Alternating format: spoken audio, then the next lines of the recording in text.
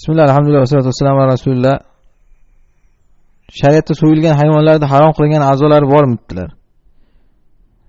Ehtimol savolda xosiyatayn harommi degan ma'noni iroda qilayotgan bo'lsalar kerak, umumiy qilib beribdilar. Xosiyatayn degani ya'ni shu qo'y, echki yoki mol, ho'kizlarda shularda erkaklik a'zosi va tuxumi. Shu harommi degan bo'lsalar, bu narsa harom emas. Harom emasligiga dalil haromligiga dalil yo'qligi. Ya'ni shariatda asli hamma narsa halol. Asli inson uchun yaratilgan. Huvallazi xalaqalakum ma fil ardi jami'an. U zot butun yer yuzidagi narsalarni sizlarga yaratgan. Shu jumladan hayvonni so'yganda ham agar biror a'zosi harom bo'lganda Rasululloh sollallohu alayhi vasallam o'shani aytgan bo'lardilar. Biror a'zosi haromligi aytilmagan. Shuning uchun inshaalloh hayvonning hech qanday harom a'zosi yo'q.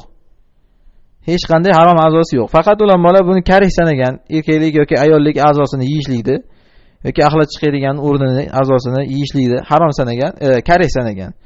Nima uchun desa, li'annahu g'ayr mustatob. Ibn Qudama aytganlaridek, bu pokiza narsa emas degan. Makruh degan. Lekin hech qanday haromligi dalili yo'q, Alloh alam.